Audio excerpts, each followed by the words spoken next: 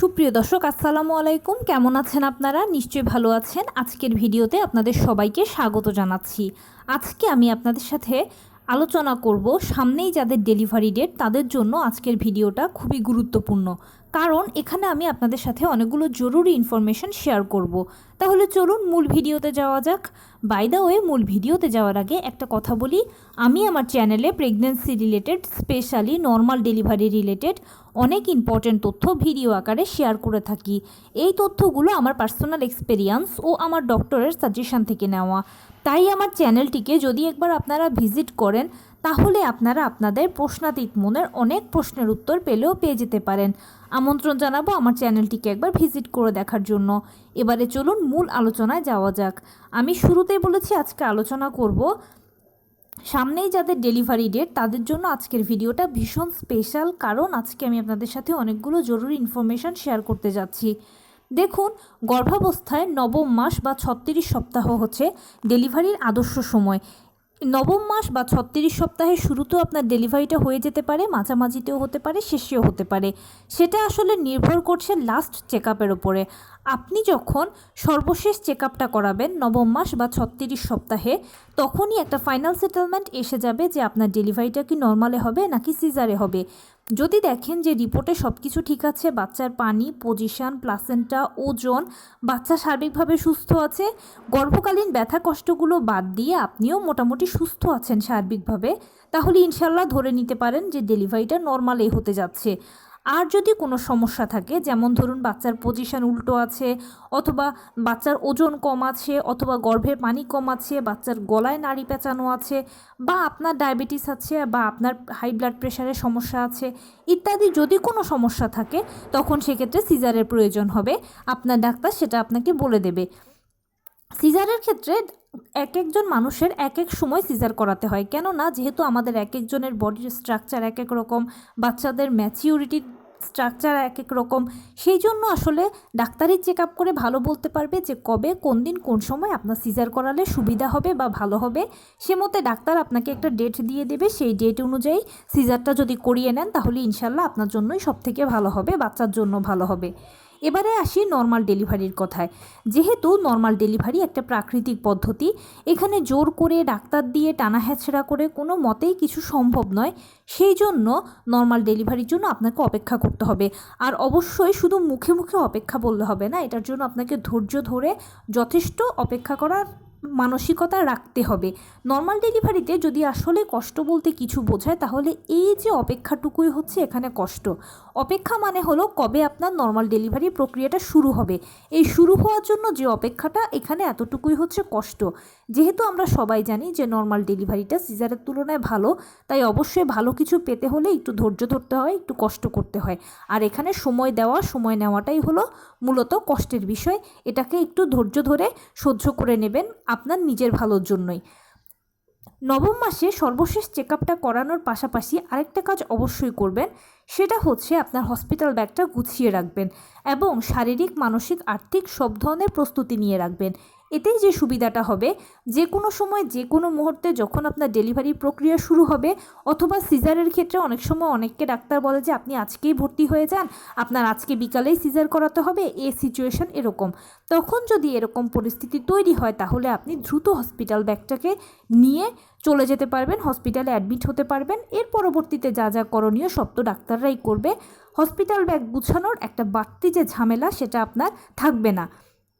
তবে এখানে আরেকটা কথা বলি, হসপিটাল ব্যাগটা গোছানো হচ্ছে সবচেয়ে ইম্পর্টেন্ট, কেননা হসপিটাল ব্যাগে আপনি আপনার ও বাচ্চার প্রয়োজনীয় জিনিসগুলো ধীরে সুস্থে ঠান্ডা মাথায় আগে থেকে যদি গুছিয়ে রাখেন তাহলে পরবর্তীতে আর ঝামেলা পড়তে হবে না। কিন্তু যদি হুড়োহুড়ি করে গোছান ওই মুহূর্তে, তাহলে যেটা হবে অনেক প্রয়োজনীয় জিনিসগুলো রেখে যেতে পারেন। আর এতে কি হয়, ওই সময়টা যেহেতু অনেক বেশি সিরিয়াস টাইম, তাই অনেক কিছু অ্যারেঞ্জ করাটাও কষ্টকর হয়ে যায়।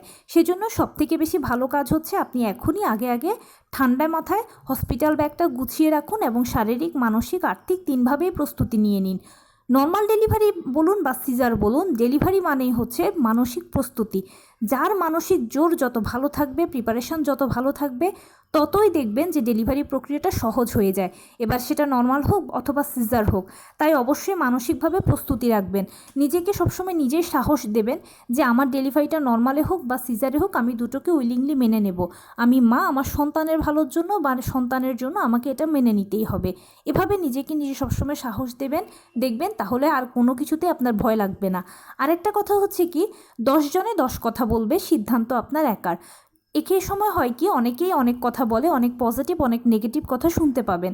পজিটিভ বা নেগেটিভ কোনো কথাকেই কানে তুলবেন না। আপনি যেই ধর্মের অনুসারী হন না কেন, বেশি বেশি করে উপরওয়ালাকে ডাকবেন, ভালো ভালো চিন্তা করবেন, সন্তানের কথা চিন্তা করবেন, আজে বাজে কোনো প্রশ্ন মনে আনবেন না, সবসময় ভালো চিন্তা করবেন, পজিটিভ চিন্তা করবেন।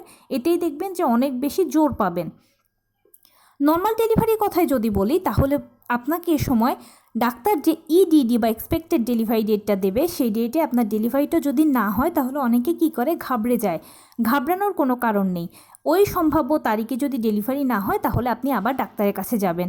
গেলে ডাক্তার আপনাকে আরও এক্সট্রা 7 দিন দেবে। সেই 7 দিনে ডেলিভারি না হলেও অনেকে ঘাবড়ে যায়। ঘাবড়ানোর বা টেনশনের কোনো কারণ নেই। আবারও ডাক্তারের কাছে যাবেন, ডাক্তার আপনাকে আবারও 2 দিন 3 দিন 5 দিন সময় দেবে। সর্বমোট 3 ধাপে আপনি 40 সপ্তাহ পর্যন্ত অপেক্ষা করবেন। তার মানে 40 সপ্তাহ এবং 3টি ধাপ, অনেকগুলো সময় আপনার হাতে আছে। তাই যদি এক ডেটে ডেলিভারি না হয়, তাহলে টেনশন করবেন না, অযথা টেনশন করে নিজের বা বাচ্চার ক্ষতি করবেন না। এই সময়টা ভীষণ সেন্সিটিভ সময়। আর টেনশনের ফলে হয় কি, আমাদের প্রেশার ওঠানামা করে, আর প্রেশার যদি ওঠানামা করে, তাহলে গর্ভের ভেতরে বাচ্চা মারা যেতে পারে। সেই জন্য টেনশনটা না করে উপরওয়ালার উপরে ভরসা রেখে ধৈর্য ধরে অপেক্ষা করবেন। আমি বলেছি আপনি সর্বমোট 40 সপ্তাহ পর্যন্ত অপেক্ষা করতে পারবেন। এখন অনেকের মনে প্রশ্ন আসতে পারে যে 40 সপ্তাহের পরে নয় কেন? 40 সপ্তাহের পরে সাধারণত আর অপেক্ষা করাটা উচিত হয় না। কারণ 40 সপ্তাহের পরে মায়ের গর্ভে অক্সিজেনের পরিমাণ কমতে থাকে, পানির পরিমাণ কমতে থাকে, অথবা গর্ভের ভেতরে বাচ্চা টয়লেট করে দিলে সেই টয়লেট তারা যদি একবার খেয়ে ফেলে, তাহলে মারা যেতে পারে। অর্থাৎ 40 সপ্তাহের পরে বাচ্চার মৃত্যু ঝুঁকি থাকে। সেই জন্য 40 সপ্তাহের পরে অপেক্ষা না করাটাই ভালো। তবে যেসব মা খুব ভালো সাপোর্ট দিতে পারে, বাচ্চা ভালো সাপোর্ট দিতে পারে, ডাক্তার তখন মা বা পরিবারের সাথে আলাপ আলোচনা করে তাদেরকে 41 সপ্তাহটাও অপেক্ষা করান। তবে আমি আপনাকে একটা কথা নিশ্চিত করতে চাই যে নর্মাল ডেলিভারিগুলো সাধারণত 90%-এর বেশি নর্মাল ডেলিভারিগুলো 40 সপ্তাহের মধ্যেই হয়ে যায়।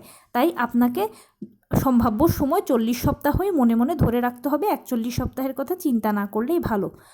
আমি আগে বলে এসেছি, এখনও বলছি, ডেলিভারির ক্ষেত্রে মানসিক প্রস্তুতি সবচেয়ে বড় কথা।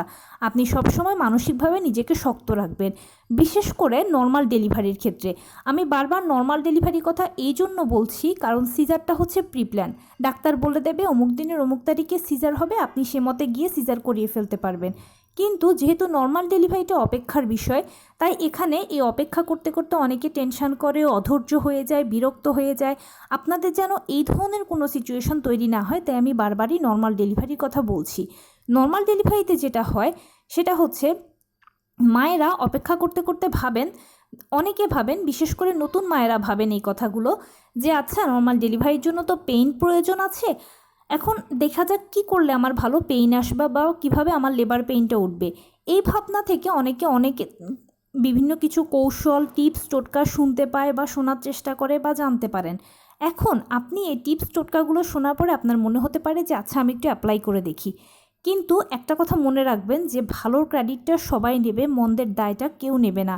যার বা যাদের কথা শুনে আপনি এটা অ্যাপ্লাই করতে যাচ্ছেন, এতে যদি ভালো হয় তাহলে তো ফুল ক্রেডিটটা সে বা তারা নেবে, কিন্তু যদি খারাপ কিছু হয় তাহলে কেউ এটা দায়ভার নেবে না। সবাই উল্টে আপনার উপরে দোষ চাপিয়ে দেবে, বলবে আপনি না মা, সন্তানের ভালোর কথা চিন্তা করলেন না কেন, নিরাপত্তার কথা চিন্তা করলেন না কেন? আমরা কি আপনাকে মাথার দিব্যি দিয়েছিলাম যে আপনি অবশ্যই এটা মানতে হবে, করতে হবে? যদি ভুল কিছু হয়ে যায় বা খারাপ কিছু হয়ে যায়, তখন কি করবেন? সারা জীবন অনুশোচনায় ভুগবেন, আয়নায় নিজেকে নিজে মুখও দেখাতে পারবেন না। তাই এই ধরনের কোনো চিন্তাভাবনা করার কোনো প্রয়োজন নেই আপনাদের। যে কোনো কিছু অ্যাপ্লাই করার পরে বুঝবেন সেটা আপনার উপরে ভালো প্রভাব ফেলবে না খারাপ প্রভাব ফেলবে। কিন্তু যেহেতু ডেলিভারিটা বা নবম মাসের এই সময়গুলো ভীষণ সেন্সিটিভ সময়, সেই জন্য বলছি কোনো এক্সপেরিমেন্ট করবেন না প্লিজ। যদি কিছু শুনতেও পান তাহলে 100 বার চিন্তা করবেন যে এটা আপনার জন্য কতটা নিরাপদ, আপনার বাচ্চার জন্য কতটা নিরাপদ। যদি নিরাপদ মনে করেন তাহলে নিজ দায়িত্বে অ্যাপ্লাই করবেন, আর যদি নিরাপদ মনে না হয়, সামান্য মনের ভেতরে খচখচ করে, তাহলে প্লিজ স্কিপ করে যাবেন। কোনো প্রয়োজন নেই। নর্মাল ডেলিভারি একটা ন্যাচারাল প্রসেস। এখানে জোর করে ডাক্তার দিয়ে টানা হ্যাচড়া করে কিছুই সম্ভব নয়। সম্পূর্ণ প্রাকৃতিকভাবে এখানে প্রথম থেকে শেষ পর্যন্ত প্রতিটি ধাপ শুরু হবে এবং শেষ হবে। আর আমি বারবারই বলছি যে এখানে কষ্ট বলতে যদি কিছু বোঝায় তাহলে এই যে ডেলিভারি প্রক্রিয়াটা শুরু হওয়াটাই হচ্ছে কষ্ট। একবার যদি ডেলিভারি প্রক্রিয়াটা শুরু হয়ে যায় তখন দেখবেন যে এক ধাপের পরে এক ধাপ, এক ধাপের পরে এক ধাপ হতে হতে কখন যে আপনার ডেলিভারিটা হয়ে গেল পুরোটাই আপনার ম্যাজিকের মতো মনে হবে। তাই প্লিজ বারবার বলছি, হাত জোর করে অনুরোধ করছি, কষ্ট করে এই সময়টুকুকে সময় দিন এবং সময় নিন। এ সময় আপনাদের যে কাজটা সবথেকে বেশি করা প্রয়োজন সেটা হচ্ছে নিয়মিত হাঁটাচলা করবেন, টুকটাক কায়িক শ্রম করবেন, লো কমেটটা ব্যবহার করবেন, নিয়মিত পুষ্টিকর খাবার খাবেন, ডাক্তারের দেওয়া আয়রন, ভিটামিন, ক্যালসিয়াম ওষুধগুলো নিয়মিত সেবন করবেন। আর সেই সঙ্গে আপনি যেই ধর্মের অনুসারী হন না কেন বেশি বেশি করে উপরওয়ালাকে ডাকবেন। মনে রাখবেন এটা আপনার জন্য একটা সময়, আর এই সময়ের হাত থেকে উপরওয়ালাই আপনাকে খুব ভালোভাবে উদ্ধার করতে পারবে।